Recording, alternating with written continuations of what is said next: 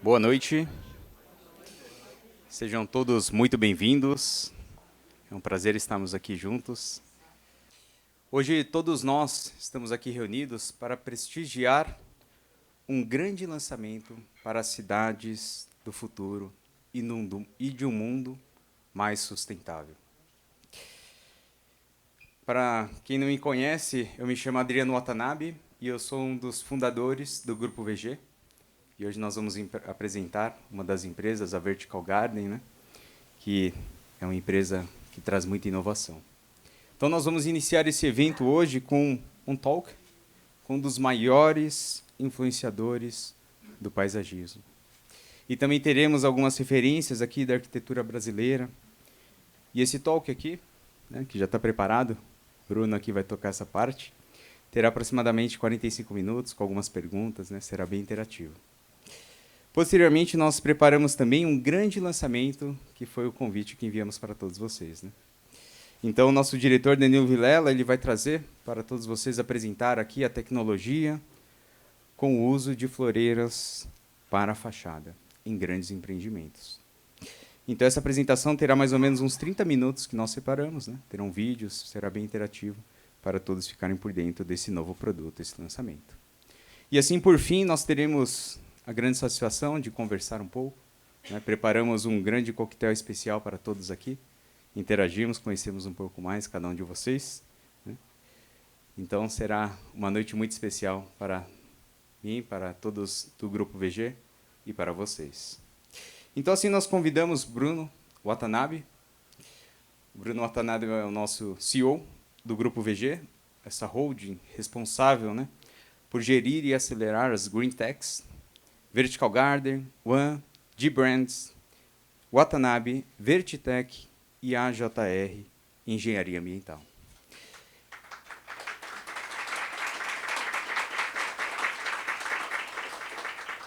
Esse grupo como um todo já fez hoje mais de 4.500 projetos espalhados no Brasil inteiro. E a sua metodologia é oferecer soluções de alta performance na parte de paisagismos, sustentabilidade, meio ambiente, full service, sendo a única hold com um ecossistema ativo para consolidar todo o setor do paisagismo brasileiro. Então, vamos passar a voz aqui para o Bruno Watanabe. Bom, obrigado, boa noite a todos. Para a gente aqui, eu espero que todos estejam tendo uma experiência incrível aqui no Rosewood. E a gente escolheu esse espaço porque realmente é muito especial, né? Tem até uma frase de um dos idealizadores que ele fala que é impossível você ter toda a questão de bom gosto sem o respeito à cidade, sem o respeito à cultura, sem o respeito ao patrimônio histórico e, principalmente, sem respeito ao meio ambiente. E a gente teve uma participação aqui, junto com o Benê, né, Benê? Na compensação ambiental e também nas estruturas de madeira sustentáveis. E a gente acompanhou o quão cuidadoso foram todo esse empreendimento Cidade Matarazzo, principalmente com a questão da capela e também com a questão da Torre Mata Atlântica. A Torre Mata Atlântica é uma grande provocação para a cidade de São Paulo, para que a gente traga novamente toda a revitalização, toda a rearborização do setor e que a gente tenha, naturalmente, uma São Paulo mais verde. E o resultado, obviamente, é um resultado incrível. É um resultado que não precisa muitas palavras, muitas explicações. E quando a gente fala de natureza, a gente fala de natureza sobre o poder de elevação, sobre o poder que a natureza tem de reconexão. E quando a gente traz essa reconexão, a gente traz o ser humano novamente para todo esse contexto de experiência e, principalmente, de profundidade. Então, por isso que eu convido todos vocês agora a deixar esses problemas lá fora, respirarem, porque a gente preparou um vídeo para a gente iniciar a noite e depois disso eu trago os convidados aqui para frente. Obrigado. Dizem que a vida acontece lá fora. Fora de casa, fora da nossa zona de conforto. mas principalmente fora de nós mesmos. Quando saímos do nosso mundo interno e do nosso universo particular, para com o próximo somar e agregar. Seja como for, é lá, do lado de fora que a vida acontece. E é também do lado de fora que a Vertical Garden acontece. Aliás, faz e acontece. Quer ver? Quando fazemos uma floreira de fachada, o que acontece é um equilíbrio entre forma e função. A floreira, na forma de decoração, cumpre uma única e importantíssima função: lançar nosso olhar para o lado de fora. Lá, onde a vida acontece, o lado dos encontros e desencontros, das aventuras e desventuras. Por isso, a tal floreira pode até ser de fachada, mas sua importância é real, e isso faz dela um item essencial. Essencial para o bem-estar dos moradores, para o funcionamento da cidade e para gerar sustentabilidade. A natureza é sábia. Sempre foi e sempre será muito mais sábia que todos nós.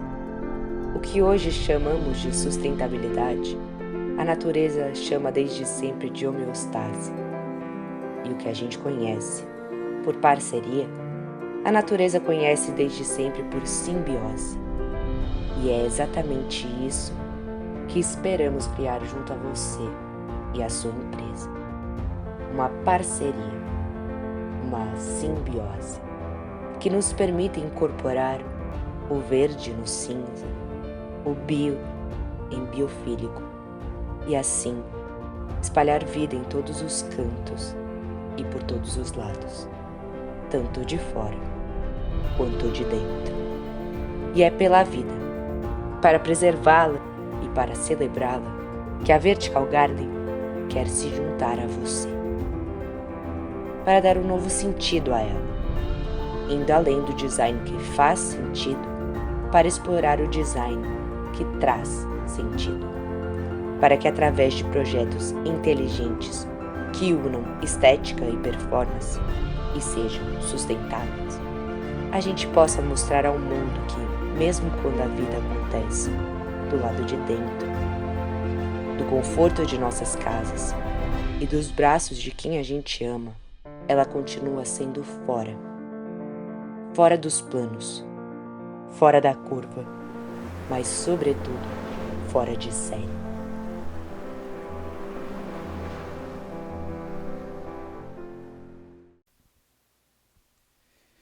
Bom, é de tirar o fôlego, né? Esse vídeo ele foi produzido pela nossa agência de brands, então assim, parabéns para o nosso time, Dani Plusinski, fantástico. Eu vou começar aqui agora convidando nada mais nada menos que Benedito Abud, mais de 45 anos atuando dentro desse nosso universo do paisagismo. Hoje ele é reconhecido como um dos maiores, junto com o Buller Marx. Aí, eu acho que a gente tem duas lendas vivas aqui que a gente precisa reconhecer e precisa valorizar, porque o Brasil tem grandes artistas. E, Benê, seja bem-vindo.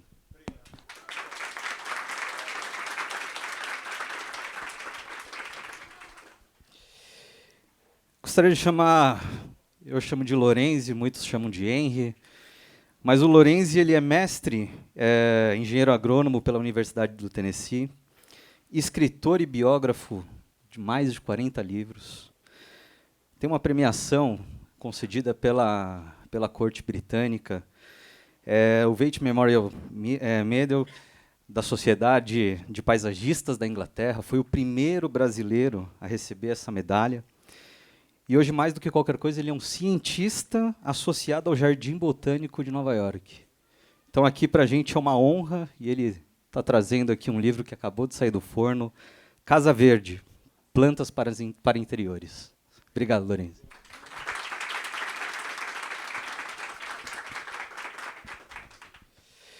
Eu vou chamar agora o Felipe Faria, que ele é CEO do Green Building Council, hoje é o GBC. O GBC, ele nada mais é do que a principal empresa, a principal entidade, o selo de sustentabilidade, e ele está presente em mais de 180 países com o selo LEED. E, incrível que pareça, o Brasil é o 5º país que mais certifica construções sustentáveis no mundo.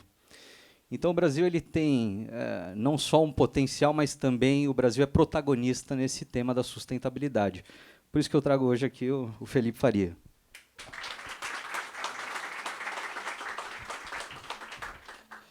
E eu gostaria de convidar a Graziele Rocha.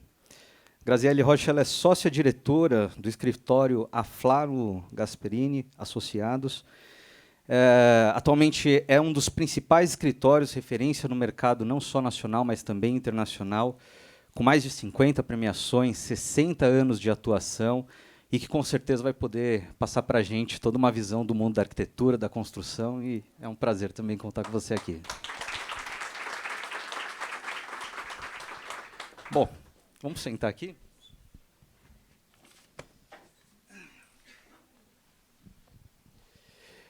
O objetivo da conversa hoje não é uma pergunta-resposta, muito pelo contrário, é um bate-papo. É uma conversa que a gente tem, de um lado, os grandes nomes, não só do paisagismo, mas também da botânica, da agronomia. E eu sempre costumo dizer que a profissão do paisagista no Brasil ela sofre muito porque ela não é uma profissão regulamentada. Então, você não tem no Brasil uma faculdade de paisagismo, sendo que na Inglaterra são mais de 5 anos de estudo para que você se forme como um paisagista. Aqui, normalmente, são os arquitetos que fazem essa pós-graduação, esses cursos extensivos. Trazendo um pouco dessa visão, o ponto que eu queria trazer, eu vou até começar aqui com o nosso lado dos técnicos, dos paisagistas, das pessoas que entendem do verde, e eu vou começar aqui com o Benê. Benê, o paisagismo, o fato dele não ser profissionalizado, dele ser hiperfragmentado, dele ter toda essa falta de uma mão de obra. Eu imagino você, 45 anos atrás, começando com seus projetos, não existia tecnologia, não existia...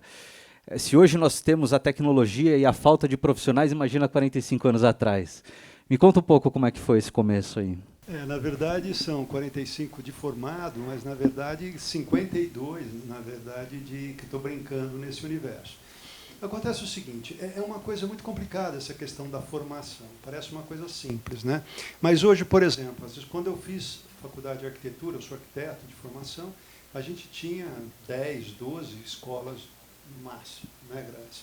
Hoje nós temos mais de 700. Então, dá até assim, claro que é importantíssimo ter uma faculdade de paisagismo, que acho que nós temos as várias escalas do paisagismo, tá certo?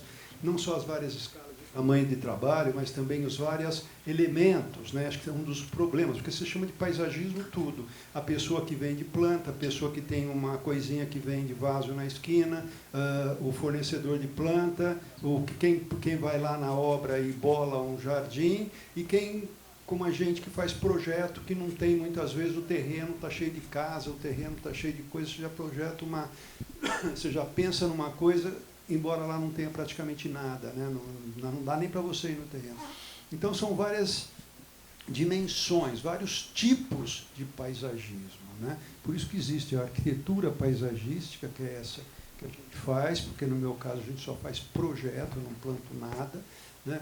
E até porque a gente trabalha no Brasil inteiro, então é muito importante você ter o relacionamento no Brasil inteiro. Eu não conseguiria fazer o que a gente fez aqui no Matarazzo, que é praticamente ficar ajudando plantar planta por planta, porque isso é uma reforma, um retrofit, tá certo? E já existia muita coisa interessante. Então são trabalhos muito diferentes, são universos muito diferentes. E a escola acho que vai um pouco nisso. Tanto que se discute muito se deve ser graduação, se deve ser pós-graduação. Não é uma resposta fácil. Todas as respostas têm lados bons e lados ruins, tá certo? Mas um dos problemas é esse, a falta de formação, você tem também um problema depois do próprio mercado. Então, a gente está lutando muito com isso. Fantástico. Eu vou conectar essa questão com o Lorenzi, porque o Lorenzi são mais de 40 obras e eu falei um pouco antes até com ele, eu imagino que foi iniciar essa história. Essa história de literalmente entrar no mato e pesquisar. Fala um pouco do que foi isso, Lourenço, para a gente, porque eu acho que é importante essa contextualização. Alô? Ok. Ok, gente. Tudo começo é difícil, né? O próprio Benê falou. Imagina que em 1973 eu fui contratado por uma instituição de pesquisa do Paraná com o objetivo de conhecer as plantas daninhas para fazer o seu controle na agricultura, né? Aí eu comecei a ver, mas pera lá, os herbicidas, eles precisam, para funcionar eficientemente, eles precisam saber que planta que nós temos lá, né? Porque as plantas não são iguais, né? Aí eu falei, cara, eu tenho que conhecer as plantas daninhas, né? Imagina, recém-formado. E saía a correr atrás do prejuízo. E quais são as plantas? Quem que sabe? Ninguém sabe nada. Não havia nenhum livro, né? Aí eu comecei a fazer o trabalho lá do início, pegar essas plantas, coletar, fotografar, levar para os botânicos em vários lugares do Brasil para chegar num nome, pelo menos, né? Porque os herbicidas tinham especificação, tal planta funciona, mas geralmente não falava nem da espécie, falava do grupo, né? E foi um grande trabalho. Eu falo o seguinte, a dificuldade que tem hoje. Hoje nós temos aplicativos que o cara simplesmente pega o celular, tira uma foto, já te dá o nome, você já clica em cima, ele já te dá o herbicida que vai controlar, enfim. Mesma coisa no paisagismo. Naquele tempo não tinha nada disso, né? Foi um trabalho muito árduo, foram anos de trabalho tentando conhecer. Então eu pensei, bom, já que eu estou tendo que aprender tudo isso, por que não ensinar para os outros que virão, né? E eu sempre, então, a minha tônica, desde o início, foi fazer obras que ajudassem os outros, de alguma forma, né? Isso eu fiz durante esses quase 50 anos, mas eu acho que isso já não é suficiente. As pessoas hoje querem mais. Os jovens não querem correr atrás de um livro, ficar folheando o livro, eles querem que você dê uma resposta automática. Por isso nós estamos hoje na inteligência artificial. Tudo agora vai ser inteligência artificial. Então, a pessoa vai usar o celular, vai fotografar a planta, ele automaticamente vai te dar a espécie, você vai clicar em cima, ele vai te levar para a ficha técnica da planta e tal, e aí ele vai te dar informação para que serve, o que funciona. Ou então você vai direto no seu objetivo final, eu quero uma planta para tal situação, que você vai cultivar na cidade, porque as plantas não se comportam igual a materiais de construção. Cada planta tem uma condição, exigência climática específica e própria, e que nós temos que conhecer para fazer o trabalho certinho, né? Então, hoje nós estamos nesse nível. Então, tudo começou lá numa situação bem empírica, realmente.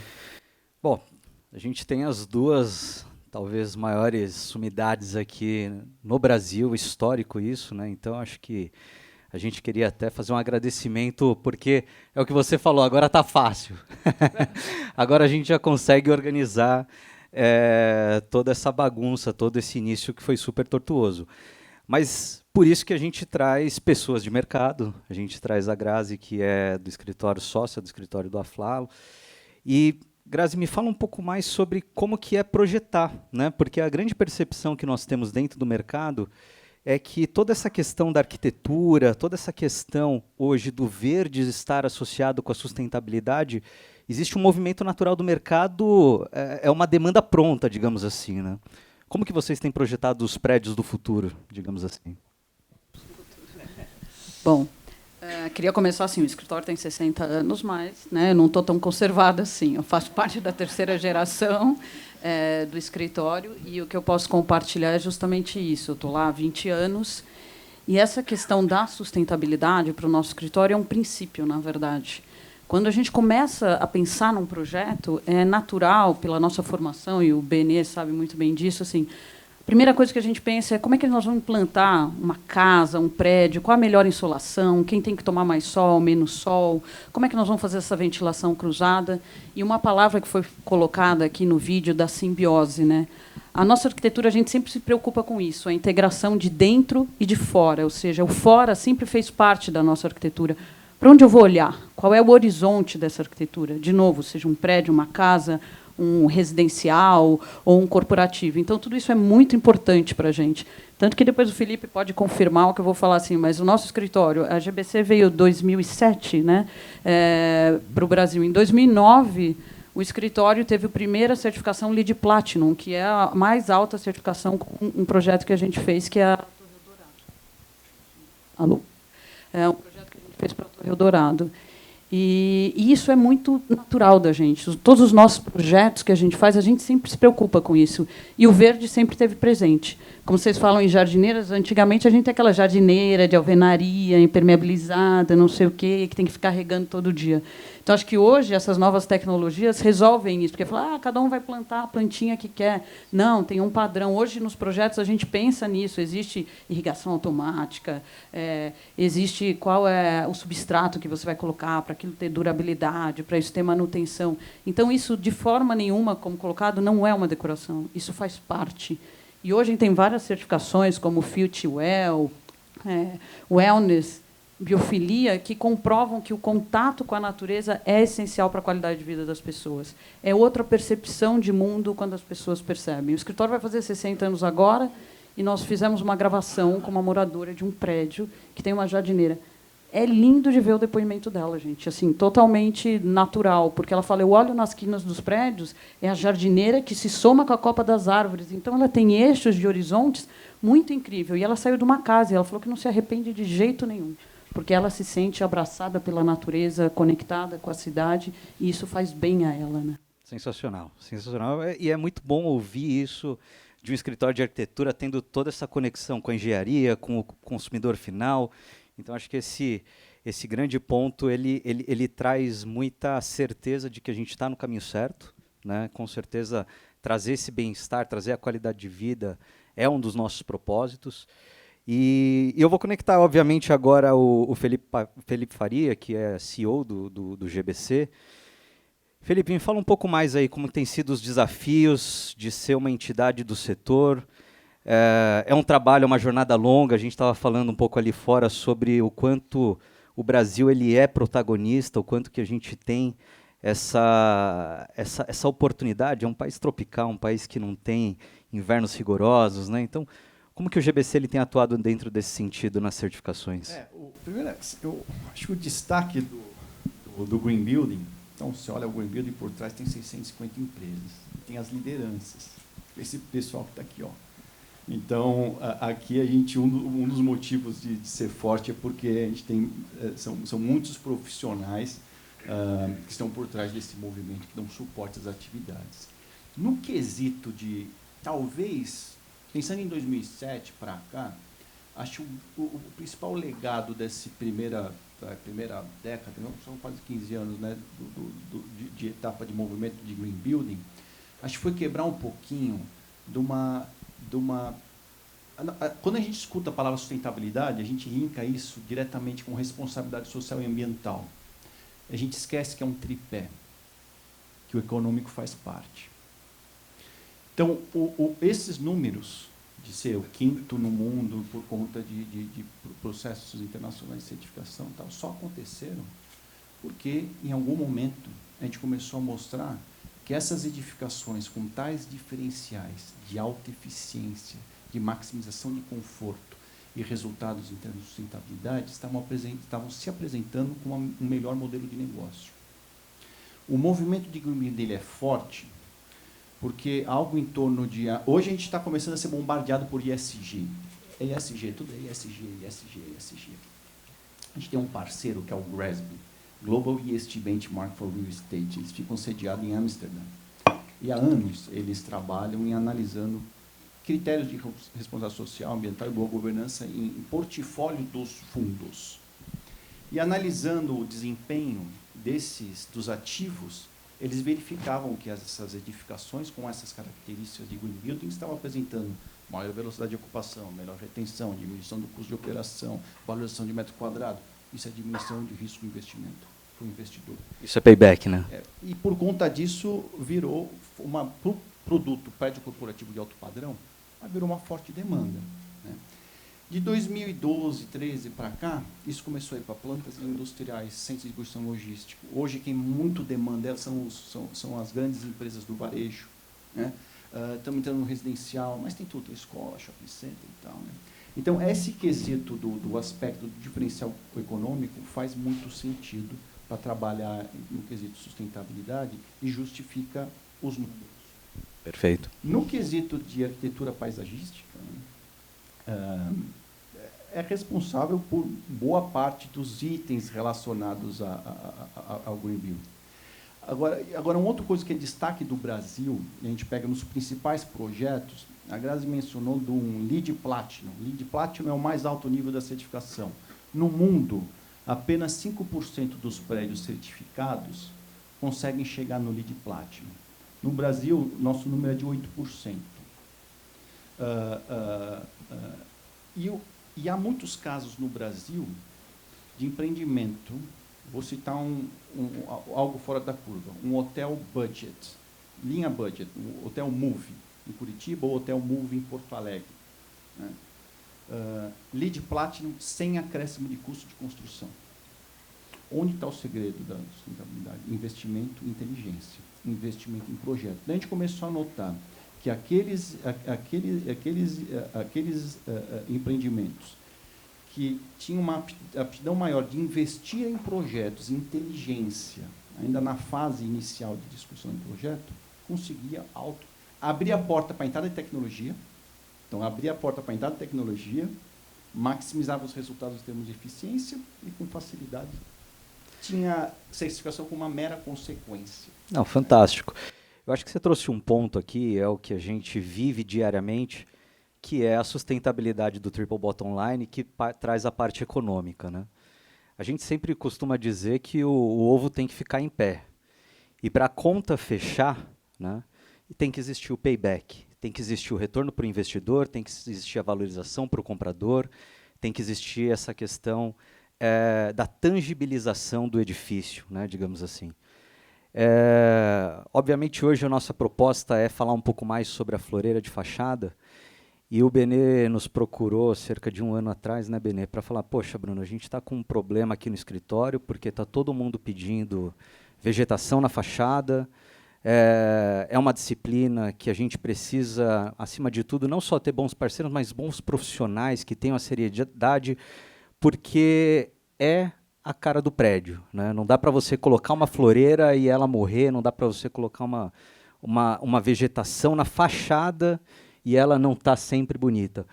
Fala um pouco mais, Benê, como é que foi esse início, como é que foi essa procura, como que o mercado está reagindo dentro desse mercado, dessa situação? Na verdade, não é só a floreira de fachada. Aqui, por exemplo, no Matarazzo, na Torre Mata Atlântica, nós temos grandes canteiros com 1,20 m de altura, bastante largos, onde a gente plantou árvores de 15 metros de altura. Precisava ter 15 metros? Obviamente não. E no começo eu me assustei muito, porque eu não sabia, eu não sei, e falei isso com todas as vezes, eu não sei como é que vão se portar essas árvores em relação à flexibilidade. Não existe no Brasil, pelo menos que eu conheça, ninguém que estudou isso. Bom, aí fomos para a Espanha para ver a fixação dessa árvore, porque ela não saia voando, porque nós estamos aqui no lugar que mais venta em São Paulo, o prédio é abaixo, só que nós estamos no Espigão da Paulista, é o lugar mais alto de São Paulo. Então, simplesmente, aqui é o lugar que mais venta. E temos lugares lá em cima, principalmente na Penthouse, que é a residência do Alex Alá, que está cheio de árvores enormes. Tá certo? Como é que nós vamos fixar isso? Como é que nós vamos prender isso? Como é que nós vamos levar isso lá para cima? Como é que nós vamos fixar as raízes disso, tudo isso? Porque se a gente fixar demais, ela não desenvolve raiz. Se a gente fixar de menos, ela cai. Como é que a gente vai fazer isso? Então, foi feito testes assim, em obra, assim, em campo, né, bem de uma forma muito simples, né, com um balde cheio de água e flexionando essas plantas, porque também ela é sujeita a torções, coisa que é muito difícil você ensaiar. E também através de software de última geração se conseguiu essas espécies aí. Depois conseguia a espécie, depois a logística de caminhões, porque tinha carreta que trazia uma árvore. Imagina o custo disso. Guindastes que eram montados na sexta-feira à noite para levantar 10 árvores, depois eram desmanchados de domingo para segunda. Guindastes custavam 150 mil reais por esse período. Quanto custa cada árvore? Quem que paga isso? Tá certo? Então não adianta ser só isso. Agora, essa floreira, vamos voltar para a pergunta aqui do Bruno, que é o seguinte, a floreira de fachada. A Grazi sabe muito bem isso, que A gente sempre é consequência de uma legislação. A legislação ela é feita para uma coisa e depois ela gera outras coisas, inclusive alguns problemas. Então, existe uma legislação em São Paulo que, se você tiver 40 centímetros além da área, vamos dizer assim, aliás, pode explicar isso melhor. Alinhamento da fachada, né? Alinhamento da fachada, você pode, desde que seja um elemento, entre aspas, decorativo, alguma coisa que você não usa, você pode usar. Então, o grande desafio é fazer uma floreira que caiba em 40 centímetros, né? Que ela ainda consiga... Vocês falam, mas 40 centímetros é bastante, mas não é 40 centímetros de terra, é 45 de floreira. Então, você tem mais se você colocar uma alvenaria, mais impermeabilização, mais o que você fica com 15 centímetros. Se quiser. Tá certo? E aí, que impermeabilização você vai colocar? Porque isso aí está lá em cima. Como é que essa planta, né? Num prédio, nós temos fachada norte, sul, leste, oeste, com ventos completamente diferentes, com condição da planta secar completamente diferente. As plantas de baixo, da mesma fachada, secam muito menos do que as plantas que estão em cima. A irrigação deve ser diferente. Então, hoje, quando vamos começar a fazer algum prédio com floreira na fachada, a gente se preocupa com muita coisa, com manutenção, com manutenção. Da onde vem essa manutenção? É de dentro? Não pode ser de dentro. Né? Ah, não, vamos fazer por fora, mas em geral você tem uma penthouse na cobertura, ninguém vai deixar que você passe lá dentro. Então, na verdade, é uma ação, uma série de desafios para se chegar numa coisa, né, que tem esses 40 centímetros e que funcione. Então, acho que a resposta é um grande desafio. Não é simples, né? Não é assim. Bom, a gente falou bastante sobre questões econômicas, estruturais, agora falando um pouco mais da parte do como acomodar tudo isso. Só que o Lorenzi está lançando um livro que é, inclusive, mais uma das suas obras, que é o livro Casa Verde, Plantas para Interiores. E existe um dado de que na pandemia nunca se vendeu tanta planta quanto nos últimos 2 anos, né? Então a gente tem acompanhado esse boom, planta virou pet, né, Lorenzi? Fala um pouco mais sobre isso. Ok, isso foi uma revolução. Isso não foi no Brasil só, foi no mundo inteiro. Mas uma das coisas mais impressionantes que eu poderia citar aqui foi o crescimento do mercado de plantas, né? Porque a venda de plantas foi considerada agricultura, então foi liberado, né? Então, só para vocês terem uma noção, gente, existe no interior de São Paulo, em Olambra, um dos maiores centros de atacadista de plantas do mundo, não é do Brasil, não, do mundo. Ele duplicou de tamanho, já tinha 20 hectares, não, 12 hectares de área construída, ele passou para 20 hectares durante a pandemia. Então, você tem noção do que é isso? Se alguém não conhece, vale a pena visitar enquanto ainda é permitido, porque daqui a pouco eles vão controlar a entrada. É um grande shopping center de plantas e de acessórios, lógico. Isso foi uma loucura, o investimento que você fez foi grandioso, né? Bom, mas fora isso, eu gostaria de dizer que, não sei se vocês estão tão ligados assim ao mercado de leilão de plantas na internet, não sei se vocês estão. Bom, hoje tem plantas na internet, em vários sites, que vendem plantas por $5 mil, $10 mil, né? Tal foi o boom que aconteceu nesse período, né? Coisas incríveis. Então, aproveitando esse gancho, eu sempre falo assim, eu já escrevi sobre tantas coisas e que hoje o livro, infelizmente, já não é mais o que era nos anos 90 e no início do ano 2000, né? E aí, eu tenho que aproveitar esses momentos, né? Há 2 anos atrás, eu lancei um livro sobre plantas suculentas, que estava na moda, tal, né? A gente conseguiu vender alguma coisa. E agora eu falei, não, agora nós temos que lançar alguma coisa sobre plantas para interior, que é o Urban Jungle, né? Que está essa loucura, né? Ainda está muito forte ainda, né? Mas é impressionante. Se você tiver a oportunidade de procurar alguma planta na internet, dá uma olhadinha para você ver a ousadia das pessoas que vendem isso online, quanto que eles pedem por uma... Não tem nada menos de mil reais, nada, à venda, né? Virou um produto colecionável, né? Basicamente. Mas o problema é que não é só na mão de colecionadores. Tem milhares de pessoas que vendem e sinal que está vendendo, porque se eles estão oferecendo, né? Então, nós aproveitamos esse gancho. E eu procurei fazer uma coletânea, então, nesse período, sobre plantas que se vendem para uso interior, né? E aqui está incluído também fachadas, sacadas, etc., né? Bom, o mercado sempre ofereceu plantas para interior, basicamente plantas inadequadas, porque, basicamente, o que são? São plantas anuais floríferas, né? Que são cultivadas a pleno sol e depois se colocam no mercado, é lindo, as pessoas vão lá, compram, e dura 2 semanas, porque são plantas, na verdade, para uma decoração temporária, né? Aí, quando nós começamos a fazer esse trabalho, há uns 5 anos atrás, Eu falei, não, eu tenho que incluir tudo isso. Mas aí eu comecei a ver, o número começou a chegar perto de 2.000 espécies. Não tem condição. Vamos nos apegar apenas às plantas que são efetivamente para uso na meia sombra, né? Sombra e meia sombra, né? Até numa face sul, né, que não tem sol direto, é adequada, né? E aí fomos juntando, no fim chegou a próximo de 1.000. Aí ele falou, não, vamos reduzir isso, porque é inviável para um livro, né? Com tantas espécies. Aí chegamos a um número razoável de quase 900 espécies, né? E procurando colocar todos esses aspectos dessas, principalmente para a identificação, porque o negócio ficou tão complexo que as pessoas já não sabem mais o que é o quê.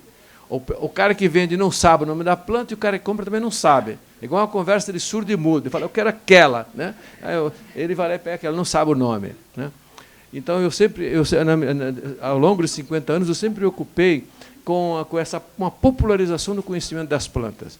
E eu falei, nós estamos agora na era da inteligência artificial. Então, todas as informações que estão no livro estão nos aplicativos, vai estar na próxima na atualização do Jardim Fácil, onde você pode escolher uma planta, por exemplo, para uma situação qualquer dentro do interior. Então, se quer eu quero uma jardineira ensolarada, uma jardineira da face sul, ou uma jardineira numa outra orientação, porém que não receba sol direto, ou uma que recebe parcialmente o sol, ou interior, então, varandas ou sacadas, né?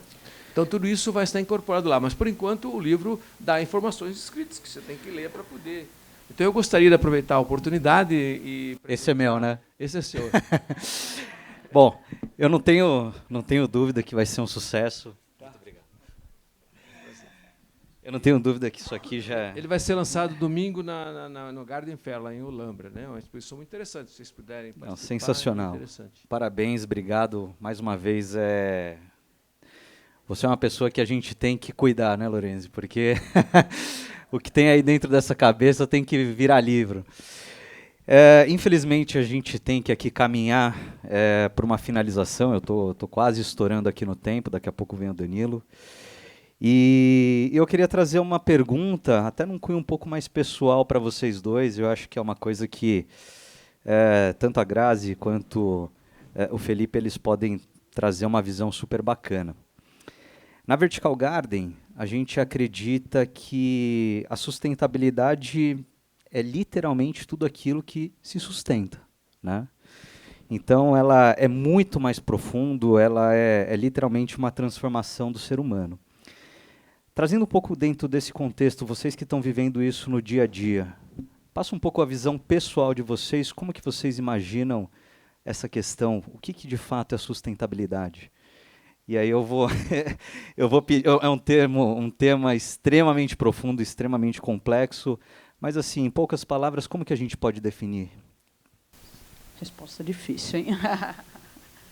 Mas eu concordo com você. Eu acho que a sustentabilidade ela é a essência, na verdade, né? Ela não é, faz parte da essência. Eu acho que essa questão da sustentabilidade, eu acho que para a vida, para o trabalho, enfim, eu acho que tudo tem que se sustentar em princípios fortes que respeitem a natureza, que respeitem a cidade no que estão inseridos. Eu acho que a sustentabilidade é como vocês ponderaram ali, é uma coisa entre pessoas também, né? Enfim, eu acho que ela é uma relação que se dá entre pessoas, com o mundo que você convive, para que isso tenha verdade, para que isso tenha perenidade, assim. E eu acho que é isso que a gente trabalha, né? Eu acho que essa questão da arquitetura, para nós, nunca foi um desafio, mas um princípio que cada vez mais a gente consegue expor, transpor e mostrar o quanto isso é importante para todo mundo, assim. Eu vejo sustentabilidade como, na verdade, eu vejo sustentabilidade como um caminho. Né? Qual é o caminho da sustentabilidade? Não, é o caminho. Sustentabilidade é o caminho. Né? Está muito ligado a equilíbrio, harmonia. Depende da visão holística e buscar harmonia em tudo aquilo que você vai ter uma determinada influência. Por exemplo, num negócio, né? Então, aí fala os aspectos sociais, ambientais. Né? E acho que uma das chaves para você ter sucesso nisso é um conhecimento multidisciplinar, mas você não vai ser expert em tudo. Então, você tem que ter uma certa aptidão para trabalhar em colaboração. Né? Então, Acho que esse seria um dos aspectos, para mim, de sustentabilidade. E o interessante, a gente tem um monte de prédios certificados, né? Para a gente, ferramenta de certificação é uma ferramenta de transformação do mercado. E é muito importante a comunicação, porque se não tem a comunicação, a gente não consegue disseminar, não consegue fazer isso virar exemplos, né? E o efeito de replicar, né? E às vezes a gente está muito relacionado a temas muito técnicos. Então você pode entrar numa grande torre, até seja como conforto, na questão conforto ou na questão de redução de uso de recursos naturais, eficiência energética, uso de água, ou na questão de qualidade do ambiente interno. Para quem é leigo, não é técnico, não é engenheiro, não é arquiteto, não sabe. Não vai saber. Entrar numa torre, você vai saber. Aqui tem um filtro tal, a alta velocidade de troca de ar, aquele vidro não é qualquer vidro, sabe? Então, você passa desapercebido. E a gente fala, pô, seja na questão conforto e eficiência, a gente tem que fazer com essa edificação que ela consiga se comunicar com quem está visitando. E nada melhor, seja na questão de conforto, seja na questão dessa ideia de ambiental, nada melhor do que o projeto paisagístico. Então, poxa, fantástico. Deixa eu só fazer É o que mais sensibiliza, né? É o que mais se sensibiliza. É o mais percebido, é o paisagismo. E acho que é por isso que tem tanto nos prédios hoje. E eu não sei, Benê, só uma pergunta. Eu entendo que essa coisa do paisagismo dentro dos edifícios, para mim, acho que o grande influência, o grande boom foi quando viram aquele Bosco Verticale da Itália, Sim. com 1 hectare de áreas verdes naquele prédio. Aí as pessoas acreditaram que era possível, sim, e aí as pessoas apostaram, né? Finaliza aí, Benê. Por exemplo, eu tive a honra de representar o Brasil no penúltimo MIPIM, eu não fui no último por causa do Covid. E lá, simplesmente, o nome do evento foi a Cidade Verde.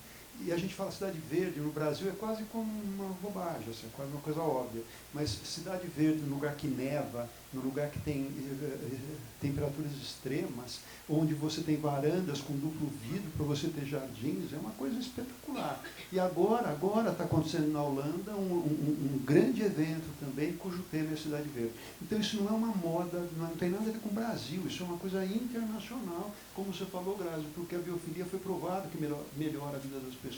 Agora, eu só queria fazer uma parte aqui no que o Felipe falou, que precisamos separar um pouco, né? Podemos até complementar, mas uma coisa é a sustentabilidade, outra coisa é a certificação da sustentabilidade, que é importante também.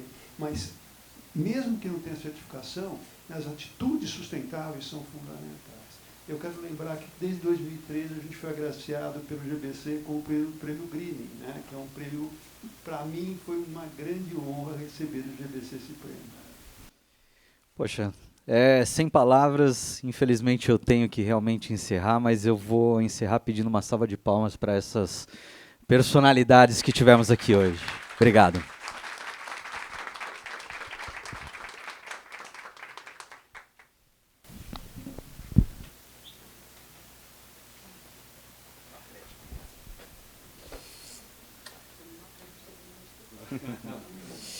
Muito bem, que conversa maravilhosa nós tivemos aqui, né? Com certeza, na próxima vez vamos deixar mais tempo aí, que é um talk aí que daria horas e horas, né? Conversando sobre vários assuntos e interligando entre eles, né? Então agradecemos muito ao Bruno, também agradecemos Benê, Harry, Grazi e Felipe por aceitar esse convite nesse nosso talk aqui da Vertical Garden. Então agora, dando sequência ao nosso evento, nós convidamos Danilo Vilela para o grande lançamento desta noite, que todos foram convidados, né? O Danilo Vilela é formado em Design de Interiores com especialização em Estratégia e Marketing Digital da Universidade de Illinois. Consolidou a sua carreira na implantação e gestão de softwares para arquitetura como SketchUp, V-Ray, ZWCAD. E ele hoje é o nosso diretor executivo da Vertical Garden. Então ele é responsável pelo desempenho de toda a unidade de negócios que nós temos ali. Além disso, ele hoje também faz parte, ele é membro do Instituto Internacional Living the Future, como especialista em design biofílico. Vamos dar a devida atenção, passamos para ele. Que peso falar depois dessa mesa aqui, hein? Acho que já dá para chamar o coquetel aqui, porque, meu Deus do céu. Já está no slide aqui? Boa. Eu queria começar convidando vocês para imaginar como vocês estivessem acordando no apartamento de vocês no futuro. Imagina você acordando, pegando aquela café, a xícara quente na mão, e aí você abre a varanda do seu apartamento e você olha a cidade.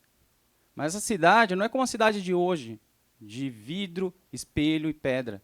Essa cidade hoje tem a natureza nos edifícios. Esses edifícios são ecossistemas conectados com outros ecossistemas. E é assim porque a gente projetou assim. E a gente projetou assim porque nós descobrimos o modo de fazer isso. E quando você pensa nessa cidade do futuro, ou no que está acontecendo, qual é a pergunta que você se faz? Você se pergunta se isso vai acontecer mesmo? Os edifícios vão ser ecossistemas de fato? Organismos de fato? Ou você já se pergunta se quando que isso vai acontecer? Vai acontecer, mas quando? Ou ainda, como? Bom, se você se pergunta se, a gente não sabe prever o futuro, mas a gente tem alguns indicadores que mostram o que vai acontecer, o que está acontecendo, né? A nossa indústria da construção ela é responsável por 39% da emissão do gás carbônico no mundo. 2019, esse dado, talvez, não sei se o GBC mais atualizado, mas 39%. O mercado de materiais sustentáveis para o mercado de arquitetura, engenharia e construção, ele vai atingir 636 bilhões de dólares nos próximos 10 anos. Hoje, nós estamos em 270 bilhões. E só no último ano, o Brasil teve um crescimento de 41% adicional na emissão de green bonds, né, de títulos verdes. Então, a gente não sabe prever o futuro, mas a gente sabe ler tendências. E essa é uma tendência que está acontecendo. Mas a gente fala quando? Quando é outra pergunta interessante, né? Não pode ser muito lá para frente. Sabe por quê?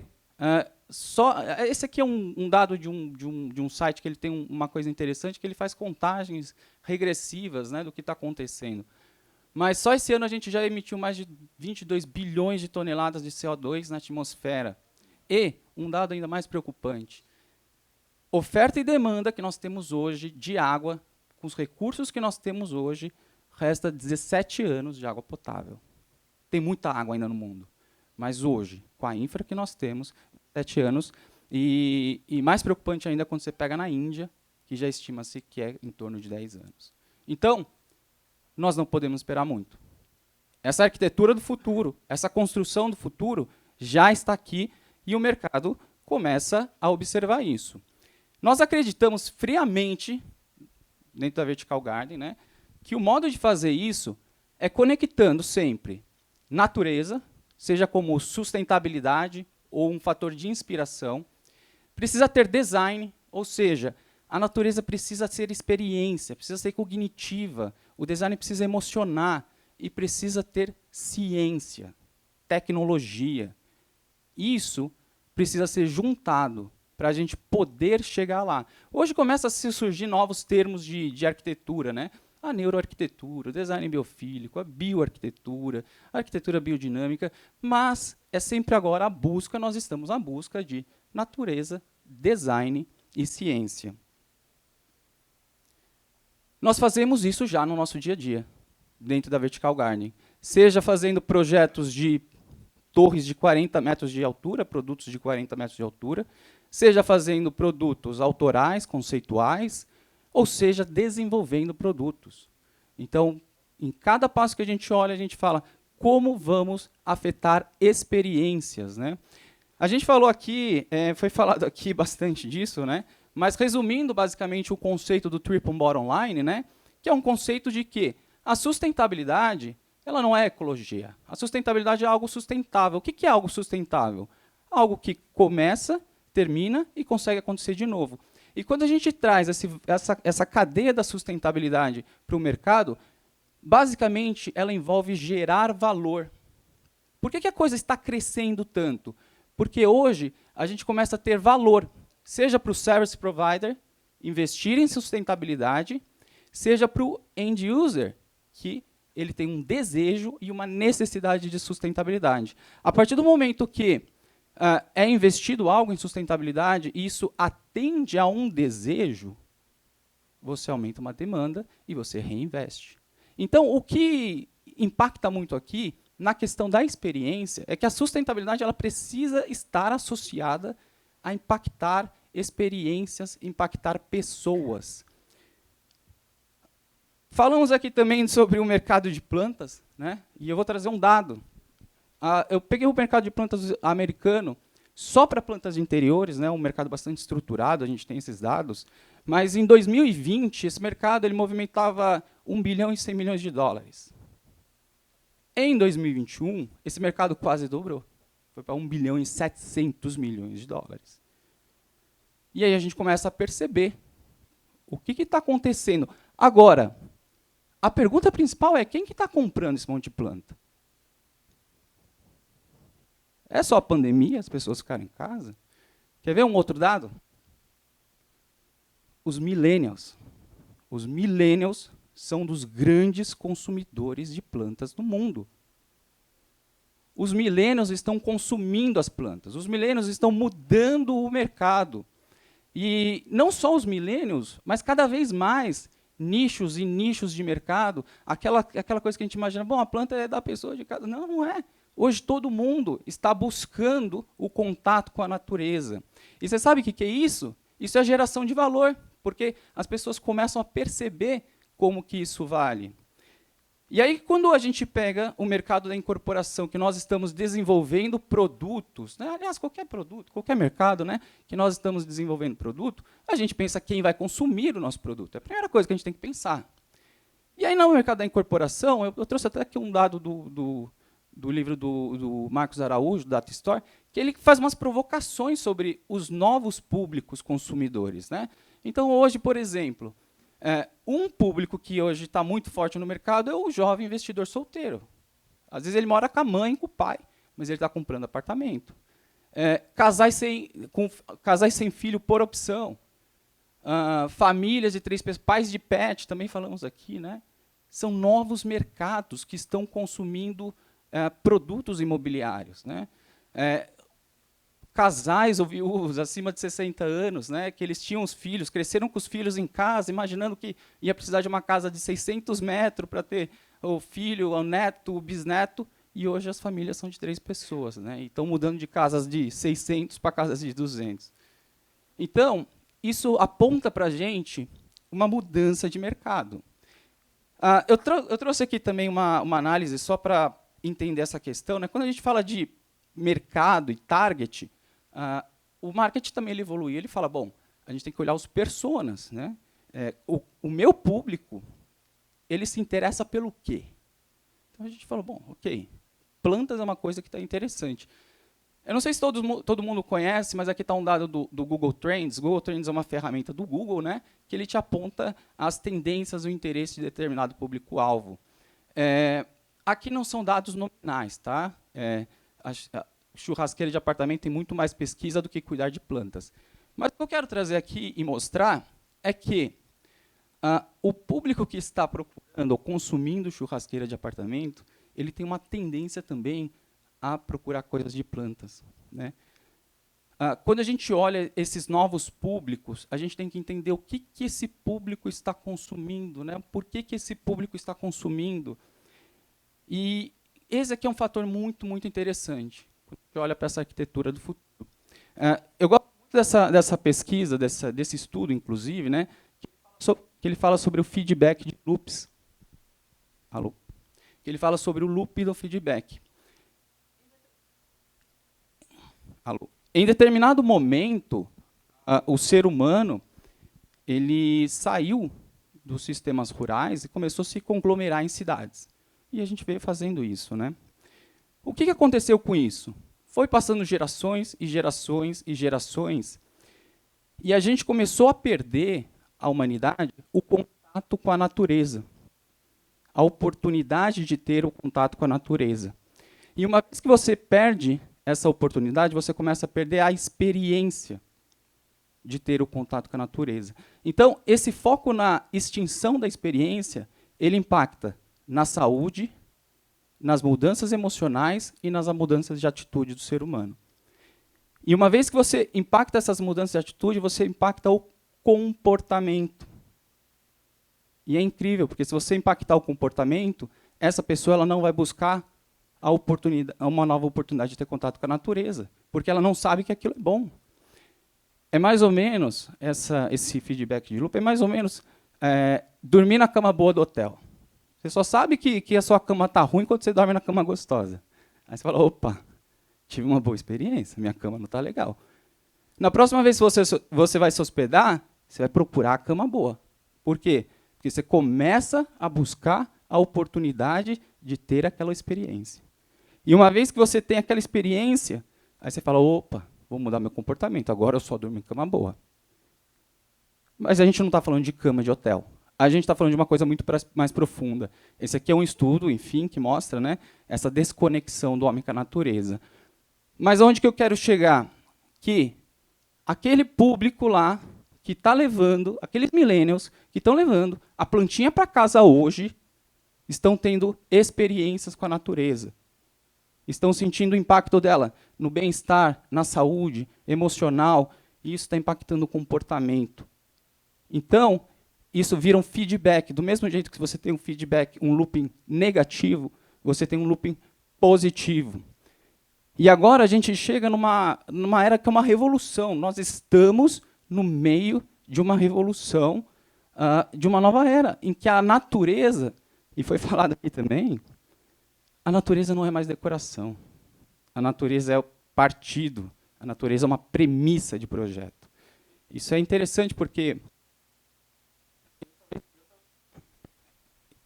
eu talvez...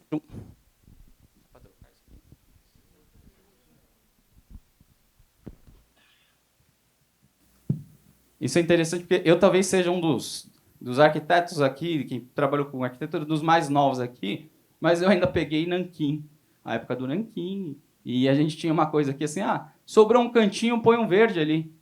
A vegetação era uma decoração. E hoje não é isso. Hoje, quando a gente faz arquitetura, há um ano atrás a gente estava estudando programação para fazer filotaxia, para entender como que o crescimento da planta poderia sustentar uma estrutura de 30 metros de altura. Ou seja, novas demandas exigem novos desafios. Nós estamos no meio da Revolução Verde. Mas não é fácil, não é fácil. De repente, né, principalmente quando a gente fala da arquitetura, né, de repente o arquiteto ele teve que sair em 10, 15, 20 anos, sair da prancheta para o CAD para o 3D, para entender o BIM, para virar programador, para entender agora de neuroarquitetura, para entender de design biofílico, de natureza, de ciência, de branding, né? E é complexo isso. Então, aqui tem um caso negativo, a gente falou do caso positivo, né? Mas esse aqui é um caso também bastante conhecido de uma cidade na China que fez os seus bosques verticais, né? Mas aí ele sofreu com a infestação de mosquitos. Isso acontece. Então, por que isso acontece? Porque falta recursos, né? Falta estudos. O Benê ele tocou nisso, né? Existem coisas que você não tem estudos ainda, né? Então, a gente está vivendo essa revolução sem tempo, sem ferramenta e aprendendo ali porque nós precisamos. Essa aqui é uma das referências, né? Quando você pega lá a arquitetura agora, nova, em que você fala a natureza é a premissa, lá no começo, né, você já tem que começar a pensar em sistemas de uso de água. Como é que você vai fazer isso? Lá no estudo preliminar, antigamente, muitas dessas coisas você definia depois, mas agora você já tem que pensar na visão ecossistêmica do edifício. Não é mais a questão de disciplinas complementares, mas é uma questão ecossistêmica, né? A gente tem que olhar desse modo, e seja estando na ponta de arquitetura, seja estando na ponta de um investidor, né? Porque se você está investindo, você tem que entender o que a gente está investindo hoje de projeto vai ser construído daqui 5, 6, 10 anos, né? Como é que vai estar esse cenário, né? O mais difícil nisso tudo, fazer a gente consegue fazer, mas o mercado está tendo dificuldade em fazer isso de um modo assertivo, né? De começar certo, projetar certo, operar certo e entregar certo. Quando a gente fala, então, de transformar edifícios em ecossistemas, a gente sai da natureza como algo decorativo. E a gente começa a pensar nesses edifícios como ecossistemas, muito além da estética. O Benelli mencionou alguns desses fatos, né? Bom, eu vou ter um paisagismo numa varanda. O que ele vai fazer? O paisagismo, por exemplo, nos andares de baixo, você tem uma maior necessidade de reter os poluentes do ar. O paisagismo em andares medianos, você tem fluxos de ar, às vezes, muito forte dentro do edifício. Você pode usar a natureza para a proteção da irradiação, você pode usar a natureza para liberar a umidade. Mas qual que é o ponto? Quando a gente olha um edifício como uma solução ecossistêmica, você entende que cada local dele, cada conexão, que a irrigação, uma planta numa fachada norte, ela vai desidratar diferente de uma planta de uma fachada sul, que uma pessoa que está consumindo uma coisa, que tem um hábito em um lugar, ela não tem em outro. Então, a gente precisa olhar desse modo. Mas isso é um desafio. Isso não é fácil, porque falta recurso. Falta recurso em todas as pontas, né? E aí a gente fala, bom, precisamos, vamos chegar lá, mas como? Como? Essa é a pergunta, né? É unânime. A conversa aqui, né, que todo mundo que se teve aqui, foi unânime numa linha dessa. E aí a gente enxerga aqui e a gente entende que hoje o mercado ele precisa de uma solução integrada, assertiva e preditiva para investidores, incorporadores, arquitetos e construtoras possam verticalizar a natureza na fachada dos seus edifícios. E aqui, hoje, nós lançamos as floreiras de fachada da Vertical Garden.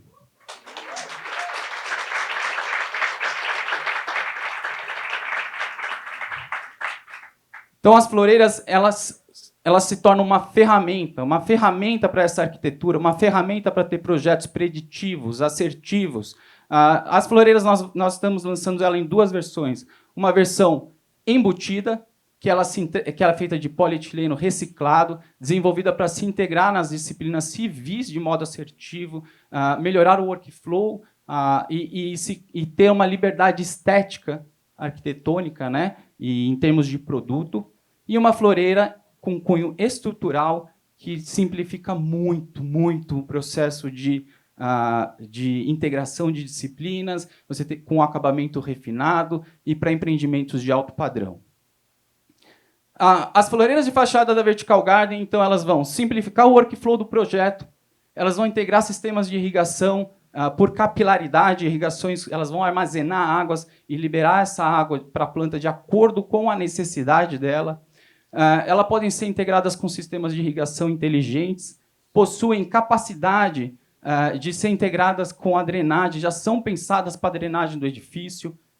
Isso é uma coisa que hoje ainda se apanha muito no mercado, né? De o que eu faço com a água, como que eu faço, a hidráulica sabe, a engenharia não sabe, né? E aqui a gente traz uma solução padronizada e que pode ser bastante flexível. Reduz 50% os custos de operação na manutenção do paisagismo. A gente sabe que no mercado do desenvolvimento imobiliário, muitas vezes o investidor ele não faz o OPEX da operação, né? Então, muitas vezes, não faz nem sentido investir tanto no CAPEX para você economizar na operação. Mas aqui a gente entrega a redução sem subir o CAPEX da operação. Os benefícios ainda das floreiras, a gente tem a proteção contra mosquitos, a gente tem o atendimento a normas, a otimização dos recursos hídricos. Esse é o próximo grande caminho também da construção, economizar recursos hídricos, e, em especial, e aí está o ponto da sustentabilidade, gera valor. Gera valor para o incorporador, gera valor para o investidor e gera valor para quem consome. Bom, em termos de características técnicas, então, as floreiras elas são feitas, né, para maximizar a performance do edifício, né? Não é para fixar a planta, mas a gente olha de fato para maximizar a performance. A gente levou aqui, fez um estudo de...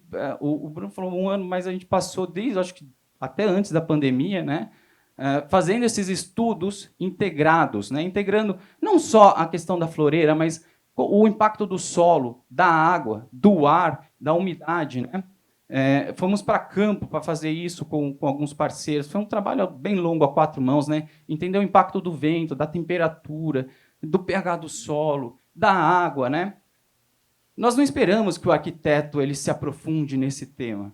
Nós queremos entregar essa solução. O arquiteto tem que criar. Por isso que cada vez mais, né, o investidor também tem que estar ali pensando no negócio, no business, né? E hoje a gente está numa tendência que está difícil para todo mundo, então a gente simplificou e trouxe uma solução já pensada nisso tudo.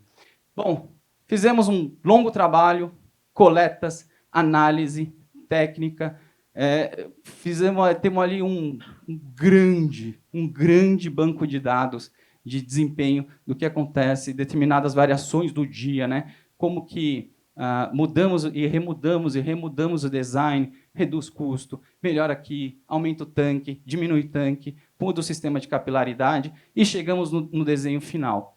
E aí, junto com a floreira de fachada, ela tem uma característica muito interessante no reservatório de água, né? Essas floreiras todas ela têm um próprio reservatório de água, que ela faz essa irrigação por capilaridade, ou seja, as floreiras as duas versões elas vão armazenar água e essa água vão ser capilarizada e vão irrigar, vamos dizer, de baixo para cima.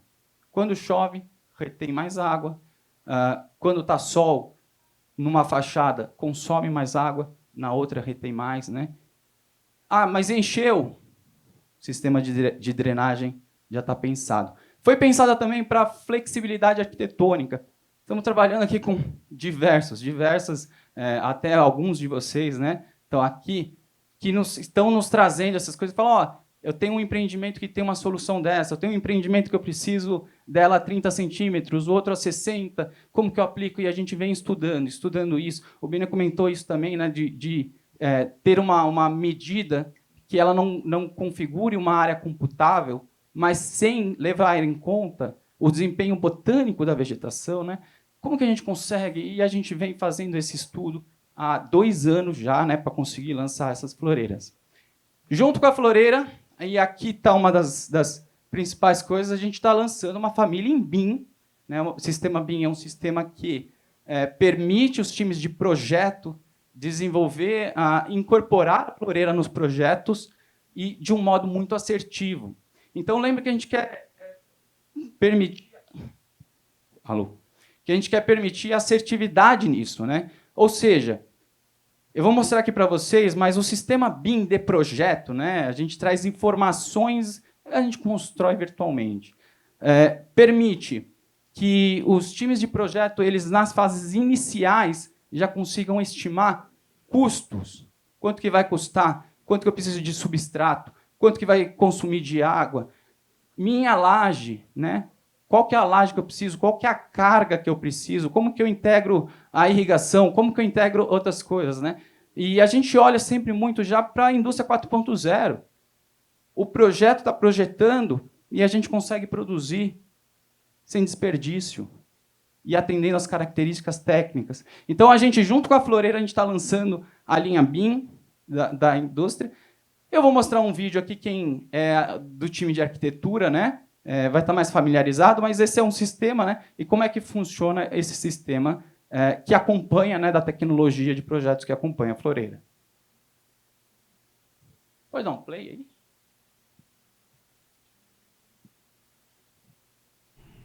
Apresentação da biblioteca BIM Vertical Garden das floreiras de fachada. Ao abrir o arquivo disponibilizado, na vista principal, nós vamos observar os 2 modelos disponíveis e seus diversos tamanhos que podem ser aplicados em projeto, bem como a tabela de quantitativo com todas as informações pertinentes. Ao copiar todos esses dados disponíveis para o meu projeto em desenvolvimento, eu posso iniciar o posicionamento das floreiras de fachada no meu projeto.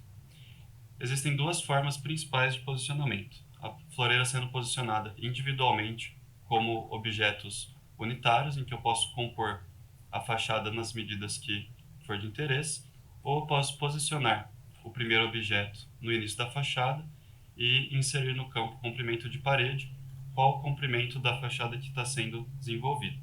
Dessa forma, eu desmarco a opção sem modulação e o Revit vai fazer o cálculo automático de quantas floreiras se encaixam naquela medida, compondo a minha fachada.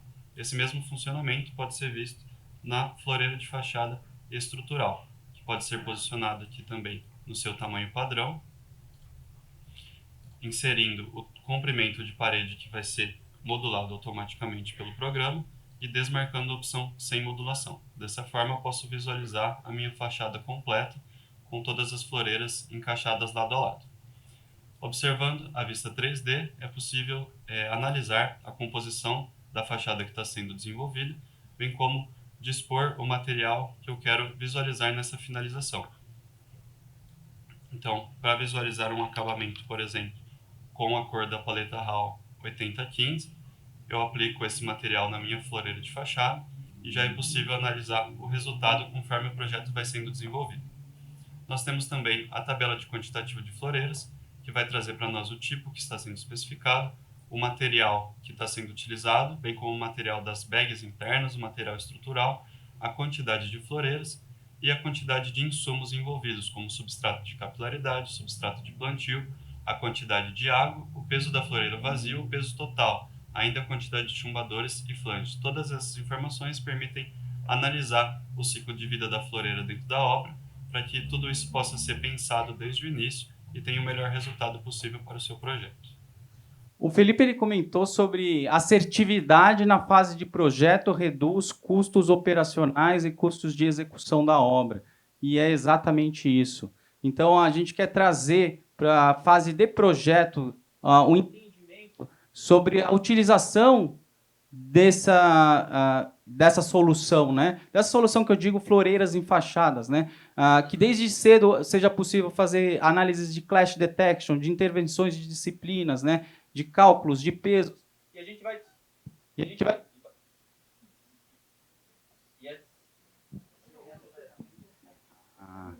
aqui, ó. A Grazi aqui, ó, acostumada. Obrigado, Grazi. E a gente, então, vai juntando tudo isso e vai entendendo exatamente como é que funciona e possibilita o mercado trabalhar de um modo assertivo.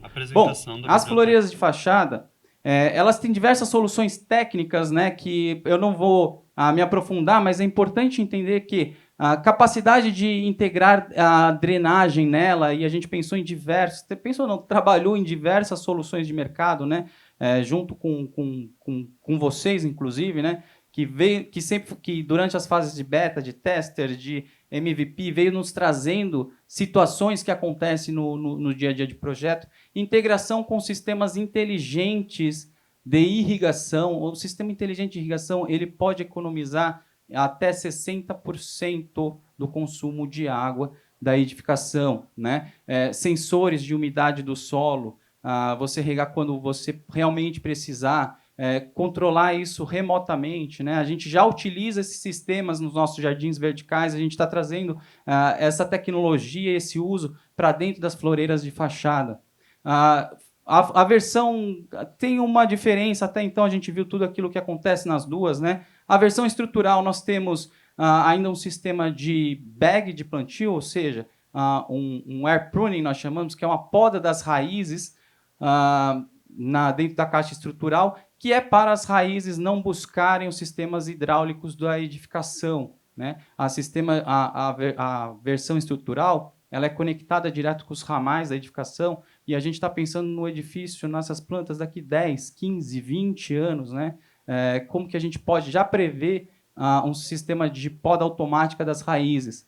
Na versão de polietileno, a gente já traz para o mercado, a gente já lança, e essa foi uma das nossas preocupações, conseguir desenvolver ela no material reciclado. E aqui foi um grande desafio, porque quando a gente faz reciclagem, trabalha com composições de materiais, conseguiu que nos entregasse as necessidades técnicas, a estancaneidade da água, características de resistência. e nós já estamos lançando ela na versão de polietileno de embutir com essas características. Bom, pensando em manutenção, né, todos os empreendimentos têm que pensar aqui, inclusive, eu peguei até uma foto do Bosco Verticale, de Milão, né, que traz isso que foi mencionado aqui, né? A operação é sempre muito característica do próprio empreendimento, né? Do próprio condomínio ali, se vai liberar por dentro, se vai liberar por fora. Mas o ponto é, nós conseguimos reduzir pela metade a necessidade de manutenção dessas vegetações por melhorar a qualidade botânica delas. Bom, eu quero aqui passar para vocês um vídeo agora, resumindo tudo isso que nós estamos falando.